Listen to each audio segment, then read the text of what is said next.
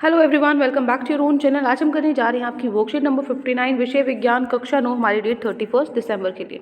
तो चलिए शुरू करते हैं आज की वर्कशीट में परमाणु की संरचना।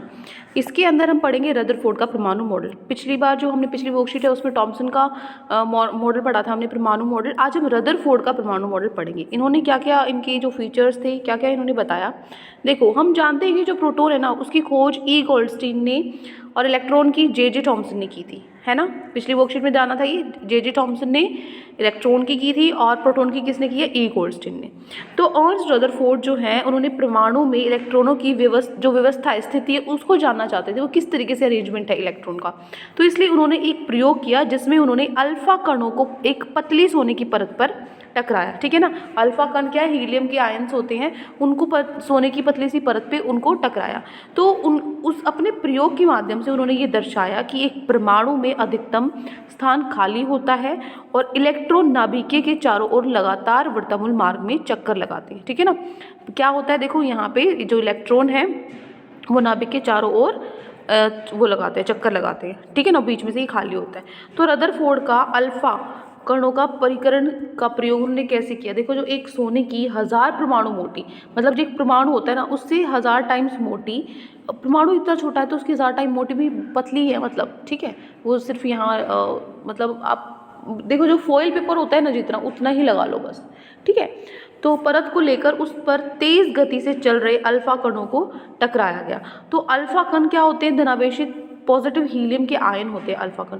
तो ऐसा समझा गया था कि यह कण प्रवर्तित होंगे क्योंकि एक परमाणु में प्रोटॉन होते हैं। प्रोटॉन होते हैं परमाणु में, तो उनके हिसाब से वो क्या होते हैं, टकरा के वो रिफ्लेक्ट हो जाने चाहिए थे। ठीक है, टकरा के मुड़ जाने चाहिए थे। लेकिन उन्होंने कई चीज़ें देखी। यहाँ पे क्या हुआ, जैसे ये आपका अल्फा कण स्रोत है, ये आपका सोने की पतली परत है, तो ये अल्फा कण किरण जा रही है, तो कुछ तो अधिकतर तो क्या थी, सीधे निकल गई, इसमें से आर पार हो गई। ठीक है। ये क्या है, वृत्ताकार स्क्रीन है, ताकि जो ये इस पर रिफ्लेक्ट होकर पड़ रही हैं, प्रवर्तित होकर उनको दर्शाया जा सके।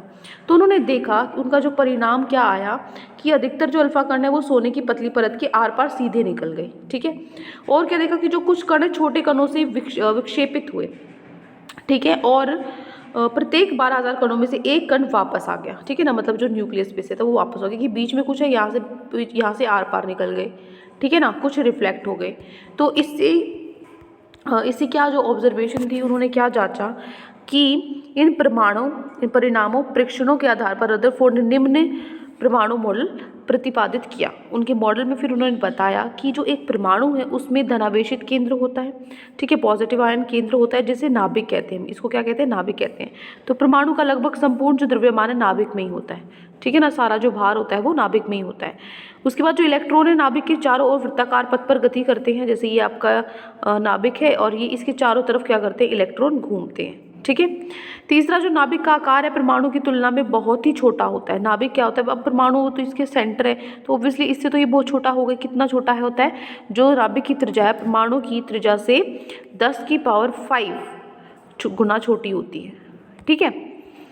उसके बाद है, अब ये तो उसने मॉडल निकाल दिया, लेकिन कुछ कमियां भी रह गई थी। क्या कमियां थी वो देखो, रदरफोर्ड के परमाणु मॉडल की कमियां क्या थी। वृत्तुल मार्ग पर चक्रण करते हुए इलेक्ट्रॉन का स्थायी हो पाना संभव नहीं है। ठीक है ना, वृत्तुल मार्ग पे, मतलब अब मान लीजिए ये वो सर्कुलर पाथ में यहाँ पे घूम रहा है। ठीक है, जो इलेक्ट्रॉन घूम रहे हैं, अब इलेक्ट्रॉन पे चार्ज होता है, तो इलेक्ट्रॉन आवेशित होने के कारण चक्रण करते समय ऊर्जा का विकिरण भी, अब उस पर चार्ज है तो वो कुछ ना कुछ तो कम होता रहेगा, उसकी ऊर्जा है वो घटेगी, विकिरण करेगा, जिससे वो ऊर्जा समाप्त होने पर, जैसे जैसे वो समाप्त हो जाएगी, जो वो है इलेक्ट्रॉन है वो नाभिक से टकराकर परमाणु में ही नष्ट हो जाएगा, इसके अंदर ही हो जाएगा खत्म।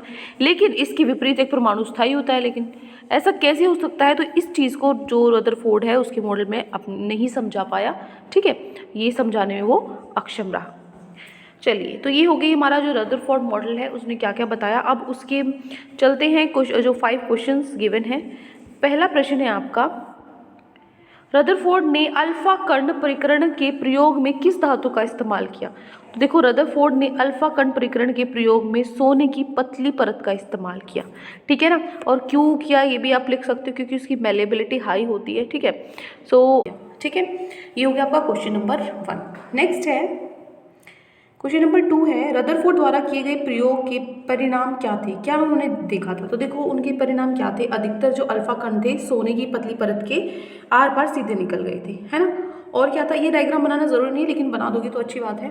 कुछ कण छोटे कणों से छोटे कोणों से मतलब थोड़े से एंगल से मुड़ जाते थे, ठीक है, विक्षेपित हो जाते थे, और प्रत्येक 12,000 कणों में से एक कण वापस आ गया, ठीक है ना, एक कण क्या हो गया, बिल्कुल वापस आ गया। तो ये 3 परिणाम उसने देखे थे। ये हो गया आपका क्वेश्चन नंबर 2।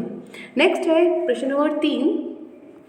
तीसरा प्रश्न है, इस मॉडल के अनुसार परमाणु के नाभिक में और वृद्धुल मार्ग में कौन से अपरमाणु कण होते हैं। तो देखो, नाभिक में, परमाणु के नाभिक में प्रोटॉन और न्यूट्रॉन स्थित होते हैं, ठीक है, और इलेक्ट्रॉन नाभिक के चारों ओर एक निश्चित कक्षा में एक ही चक्कर लगा सकते हैं, ठीक है, लगाते हैं, ये लिख लो, एक मिनट इसको अब, ठीक है, इलेक्ट्रॉन नाभिक के चारों ओर एक निश्चित कक्षा में ही चक्कर लगाते हैं। वृत्तुल मार्ग है ना, जो वृत्तुल मार्ग में कौन से होते हैं, इलेक्ट्रॉन होते हैं।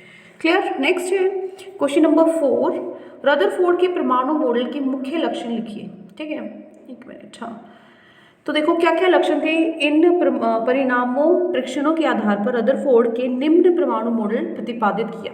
क्या उन्होंने बताया कि एक परमाणु में धनावेशित केंद्र होता है जिसे नाभिक कहते हैं। परमाणु का लगभग संपूर्ण द्रव्यमान इसी नाभिक में होता है, ठीक है ना। जैसे ये आपका केंद्र है, ये आपका क्या है, ये आपका जो चारों तरफ जिसमें इलेक्ट्रॉन चक्कर लगाते हैं, ठीक है, तो ये क्या होता है, पॉजिटिव होता है, ये क्या होता है, नेगेटिव होता है। और जितना भी जो भार होता है ना केंद्र का, जो केंद्र के अंदर ही होता है, जितना भी भार होता है परमाणु का, ठीक है। इलेक्ट्रॉन नाभिक के चारों ओर वृत्ताकार पथ पर गति करते हैं, ठीक है, यहाँ पे इलेक्ट्रॉन घूमते रहते हैं चारों तरफ। और नाभिक का जो आकार है वो परमाणु की तुलना में बहुत ही छोटा होता है, ठीक है। नाभिक की त्रिज्या परमाणु की त्रिज्या से 10⁵ गुण छोटी होती है, ठीक है। मतलब जितना, अब देखो परमाणु है, परमाणु खुद इतना छोटा होता है, तो ये तो क्या है, उसका केंद्र है, तो ये उससे भी 10⁵ छोटा होता है, ठीक है। चलिए नेक्स्ट है, लास्ट क्वेश्चन है आपका प्रश्न नंबर 5। प्रोटॉन की खोज किसने की थी, अल्फा कण किसे कहते हैं। प्रोटॉन की खोज रदरफोर्ड द्वारा की गई, और ई रदरफोर्ड लिख सकते हो वैसे, यहाँ पे रदरफोर्ड द्वारा की गई। और अल्फा कण धनावेशित पॉजिटिव आयन है जो हीलियम के आयन है, ठीक है। ये हो गया आपका क्वेश्चन नंबर 5।